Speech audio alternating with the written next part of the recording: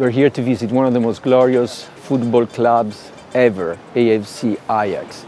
4 times European champions, 2 times world champions. Only 3 clubs have done better than that. But what people like the most about Ajax is the fact that it has created one of the most beautiful, one of the most spectacular football ever. The fact that it has developed an outstanding youth program that has given birth to great champions like Johan Cruyff, Dennis Bergkamp, Marco van Basten, Wesley Sneijder, and many others. It all happened during and before the 1990s, when football was still about sport and entertainment. Today, football is mainly about business models and the huge investments required to buy success. For a club like Ajax, located in a smaller country like Netherlands, with limited market reach and with limited TV rights, it is difficult to remain competitive. Perhaps it's time we change that and we try to salvage a great team like Ajax, and with it, the rest of football. Today we have the honor to interview the man who will bring Ajax back. Its CEO, Rick van den Bach. We all miss Ajax great football. What can we do to bring it back? If you see the times of Ajax, which for the last was somewhere in the mid-90s, where we really were successful, of course, in 95, 96, compared to now, you see that the financial situation of the whole football area has changed completely. So I think it's 2 things. One is, if you want to be back to the top, you should have a financial fair play situation where it's more equal and not the big difference at this moment. Secondly, I think you need to have a vision as a club.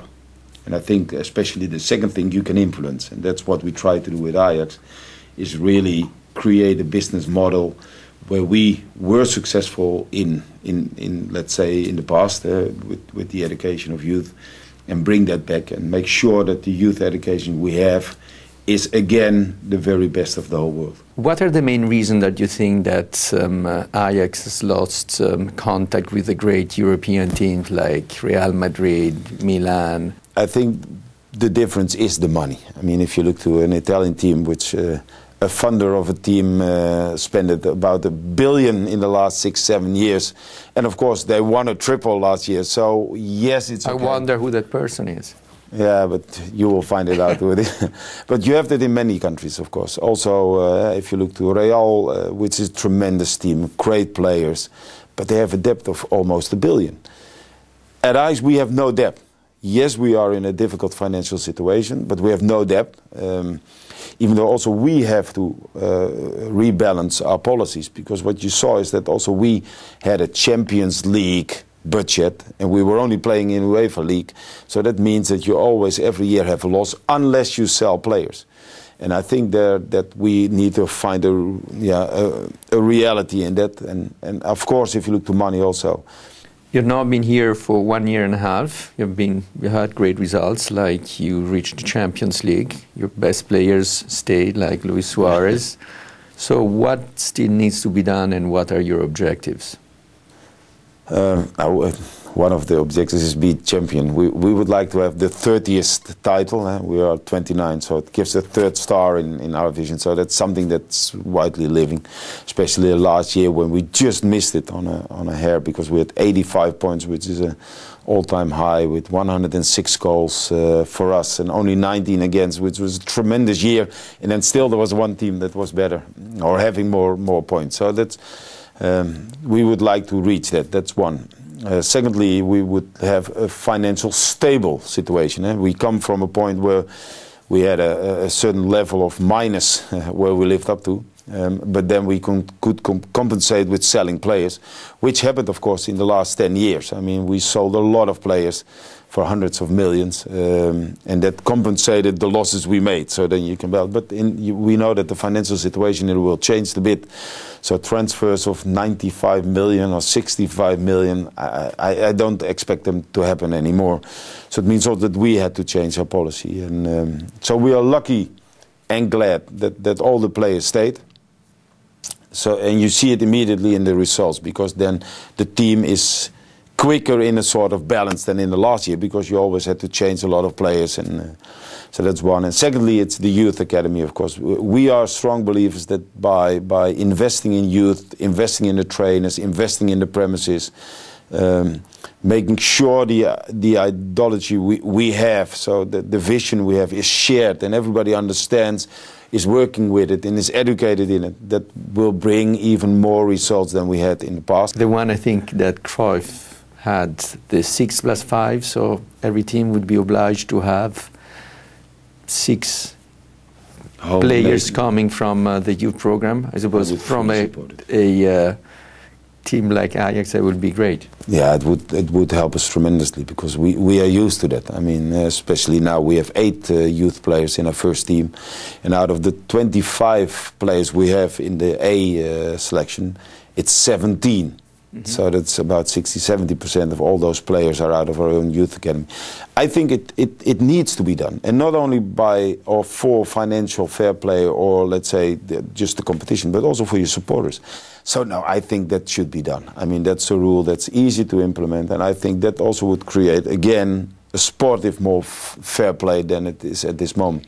Everybody speaks about your youth program, and which is one of the best. So can you go more in details about why it's so great and why it has stayed great for so many years? The 10% that are the top players, like Van der Vaart, Sneijder, we can name a lot of those guys, they're in the top 10%. That's a bit of luck. I mean, you can't create them, they're born. They are the best, they are the guys that you need to be lucky to bring them in very young. Like we have now a guy like Christian Eriksen. I mean, we know that this guy is going to be one of the best players in Europe. The other 80–90% is good scouting, especially around the areas here. So we have 70 scouts running around, making all the notes, bringing into the system, so we can really follow these guys and understand to bring the best in. Secondly, of course, having the best trainers. I mean, we have a lot of trainers that have had a career as a football player. I think the third thing what we do now is train the trainer, that he understands not only the technical and tactical capacity, but also the wider scope you need now to create this football play. Because you win games mentally. You don't win the game with only your legs and good football play. These guys now have 10,000 things to do. It's the computer, it's the film, it's the video, it's the gaming. What we now are doing here at the Youth Academy is bringing all the technology, what they used to work with, into the Youth Academy. It means that we have video systems, we have tracking systems, we can, the physiological systems, that we can share the information. What are you doing? How are you improving? What went wrong? And you show it to these guys. Since you're speaking about technology, and there is more technology in coaching, do you think there should be more technology also in a game itself, or to avoid goals? That's a dangerous question. There is so much money involved now that I think that it's a necessity to have these things on the goal line, and even the audience would like it, and there can be just the same talks afterwards about all the decisions.